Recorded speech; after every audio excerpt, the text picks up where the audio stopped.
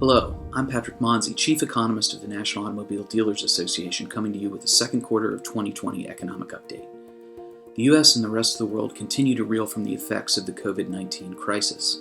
According to the National Bureau of Economic Research, the U.S. economy officially entered into a recession in February of 2020, ending the longest period of economic expansion on record at 128 months.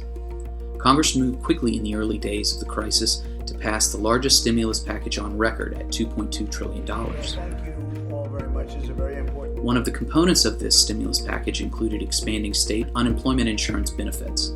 Additionally, Congress expanded the number of people who could qualify for these benefits. One of the other packages passed by Congress has been the Paycheck Protection Program, which provides loans to small businesses that are forgivable if these businesses spend the majority of the funds on keeping employees on the payroll.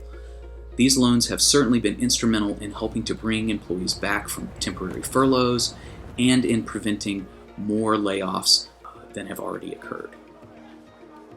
These PPP loans have worked exactly as Congress intended by protecting American paychecks. We do expect that additional stimulus packages or expansion of existing stimulus packages will be necessary in the third or fourth quarter. Since the middle of March, millions of Americans have lost their jobs. The latest jobs report did show that 4.8 million Americans returned to work in June. However, behind that headline number, it's important to note that there are still 15 million Americans who are out of work right now.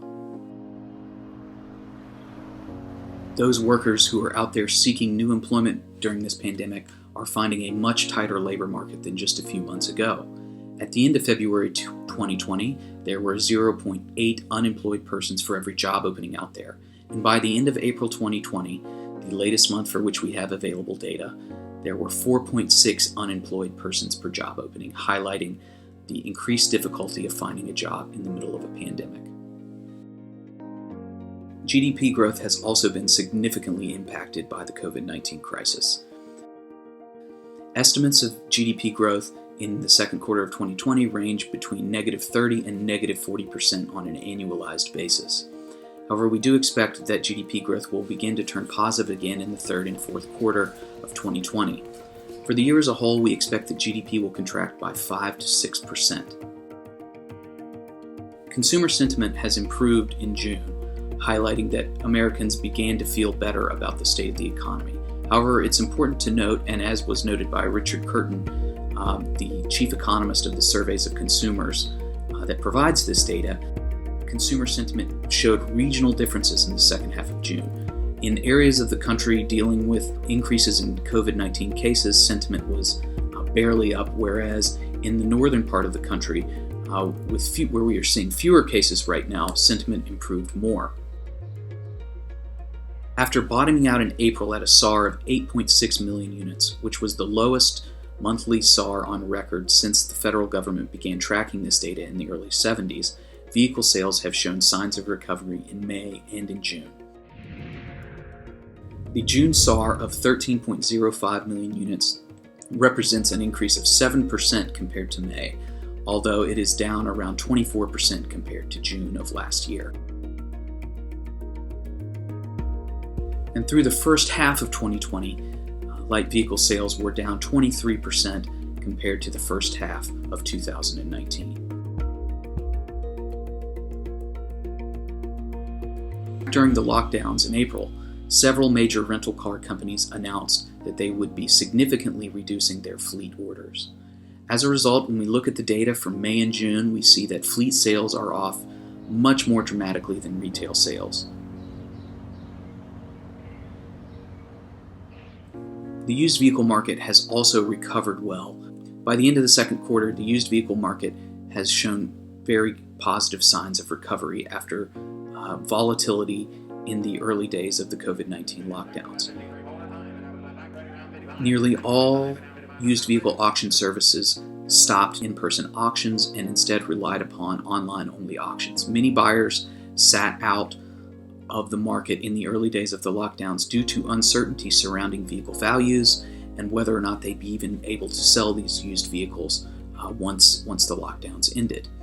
However, by the end of May, after falling significantly, used vehicle values had recovered to very close to pre-crisis forecasts, and used vehicle volumes sold by auction houses had recovered as well.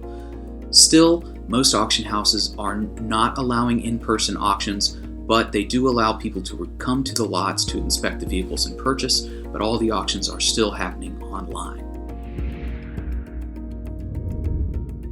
New light vehicle inventories across the country totaled 2.6 million units, roughly flat compared to May, but down 1.3 million units compared to June of 2019. Taking a look at North American vehicle production, according to Ward's Intelligence, North American vehicle production in the third quarter is expected to come in around 3.8 million units. This is down about 7.5% compared to this time last year.